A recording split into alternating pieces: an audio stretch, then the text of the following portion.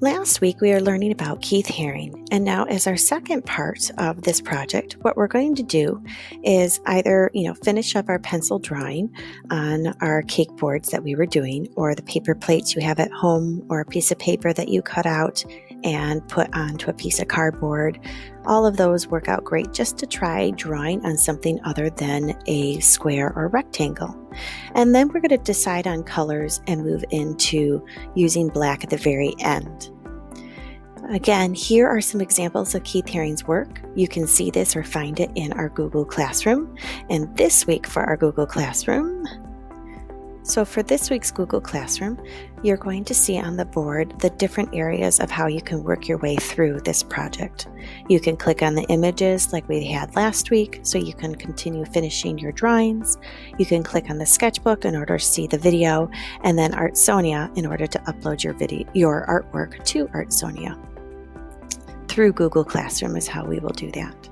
So back to here, let's look back at Keith Haring's work. He used a lot of bright colors. Each character was one solid color. There are no expressions on there, but you can see their expressions through where their hands are placed as well as the movement lines around them. And you'll notice that they're always outlined in black, and their motion lines are nice and thick. So today, think about using those bright colors in your work. Think about using the purples and oranges, the blues and greens, etc. And think of things that are really good opposite colors. Once you're finished, you're going to then color in your characters, outline the black lines, and then move into This week, we're going to be looking at adding in our color like the Roy G. Biv into our project. So what I did here is you're going to notice I started picking colors up and coloring in any of these bright colors like Keith Haring had done. I just have my markers next to me. You can use your crayons or markers or colored pencils or whatever you have. Even if you're at home and you feel like using watercolors, you can do that as well.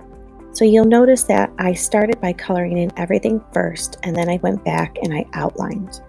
Then came the tricky part. My markers were not dry yet. So you'll notice in my example that I started putting my fingers down and I was drawing the floor for, just thinking I should add in a floor and adding in the dots and different things. And you'll start seeing smudges coming up because as a lefty, I'm going to end up with a lot on my hands. And it was probably because I just didn't allow enough time for it to dry, but just be aware of where you put your fingers because some colors are going to transfer a little bit more.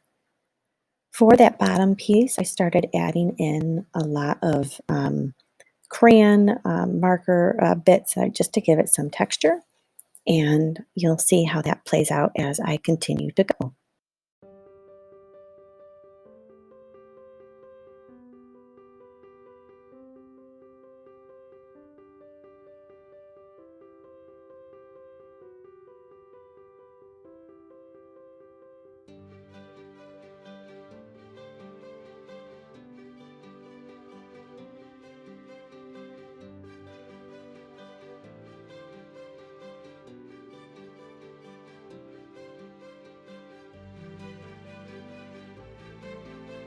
Here are where my smudges start to show up a bit. But I started coloring in the background with the crayon, and that helped eliminate a lot of it. And then I also went back and kind of updated some of the areas that I had smudged.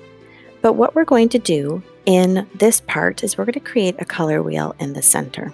So you're going to draw a line in the center, straight down, a nice vertical line.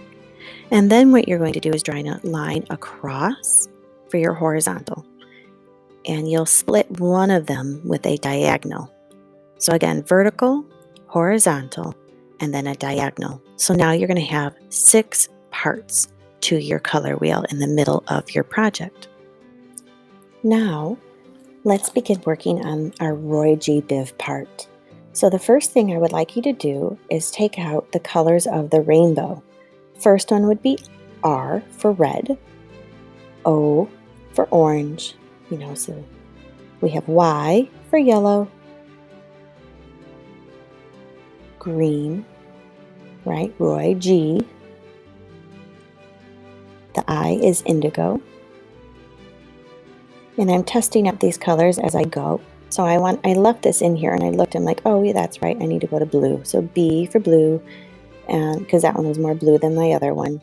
And then I have indigo and violet.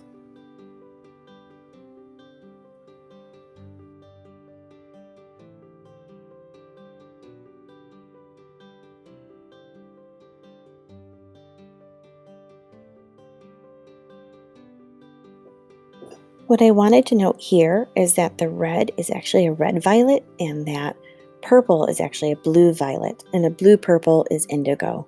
So I went back and I found a better red and tested it out and went, yep, that is my red. So that way I was able to know. Then what I want you to do is in rainbow order, again, being careful on your project, go back in each of those little pie areas, go in rainbow order for your color wheel. Roy G. Biv. And then once you're finished, make sure that you go back into Google Classroom, click on the link that says upload to Artsonia, and turn it in that way to me.